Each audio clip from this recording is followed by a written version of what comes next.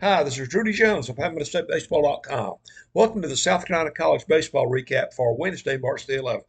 There were 11 games involving state teams played on Wednesday. Let's take a look at some of the action. Over at Russell C. King Field in Spartanburg, the host Terriers of Wofford jumped out to a 7-0 lead after 2 innings. College of Charleston got back and tied it at 9-9. Then Tommy Kerwin hit a two-run single as part of a four-run seventh inning to give the Terriers the lead, and they held on to win 13-9. Alex Lacoste singled and hit a grand slam, driving in 5 runs in all for the college, which fell to 7-9. For Wofford, which is now 11-6, Andrew Manley had a single, a double, scored twice, and drove in 3 runs. Over in Rock Hill, Mason Tompkins allowed a hit and struck out 7 in 8 innings, and Winthrop gained a split of its series with Princeton with an 11-0 shutout win. The Eagles improved to 11-6. Princeton fell to 3-9. For Winthrop, Jalen Hernandez homered for the second straight day. He also doubled and drove in 3 runs.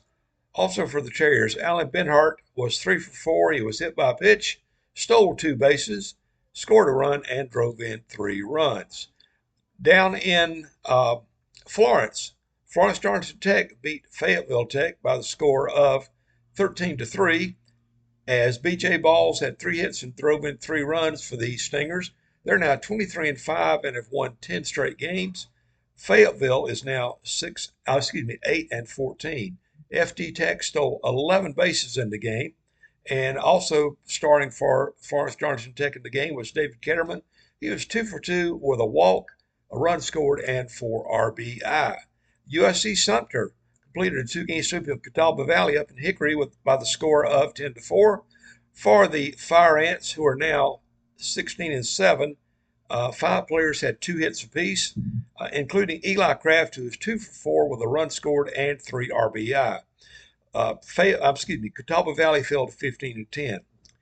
USC Union played a doubleheader against Columbia International JV. They were supposed to be playing Rowan State originally, but they changed it at some point.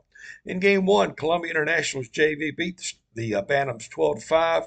In Game 2, Union won 21-13. I do not have any particulars on that game. They have not posted box scores yet. If they do post boxes, I will check it out and consider Union players for player of the day. USC Union is now 14-9 on the season. Also, in another doubleheader, USC Lancaster played a doubleheader against Francis Marion Junior Varsity. The Lancers won the first game by a score of 7-5. They took Game 2 by shutout, 9-0. That improved Lancaster to 14-11 on the season. Like with USC Union and Columbia International JV, I don't have box scores on that, but I'm going to wait until about 10:30 or so on Wednesday night to pick a player of the day to give them a chance to get boxes posted.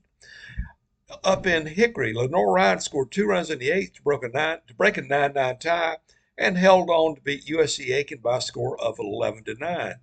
The Bears are now 15-4-1. The Pacers fell to 16-7. USC Aiken was down by 8 runs at one point before tying the score. They're down 9-1 before they tied it. Down in Florida, Marshall Lipsy singled, homered, and drove in 3 runs as Florida Atlantic handed Presbyterian his 16th straight loss by a score of 7-2. The Owls improved to 11-6. PC fell to 2-16. For PC, Caden Mason was 2 for 3 with a walk. He was hit by a pitch and he drove in a run. And the final game of the day involves state teams. Luke Diamond's 2-run double in the 7th inning broke a tie and sparked Trevecca Nazarene to a series sweep of North Greenville, which was just named #1 in NCAA Division II earlier this week. The final score today was 9-7. The Crusaders fell to 19-4. Trevecca Nazarene improved to 17-6.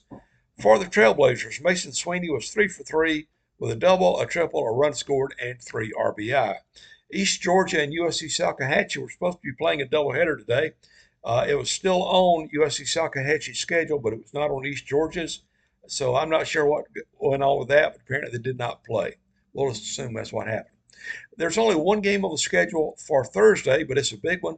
Clemson opens Atlantic Coast Conference play with a 7 o'clock home game against Georgia Tech at Doug Kingsmore Stadium. Again, the only game of the day in the state. Should be a big one. It'll be on probably on ACC Network. If not that, it'll be on one of the ESPN channels. I don't have the info right there to check. Anyway, that's it for the scoreboard for March the 11th and the schedule for March 12th.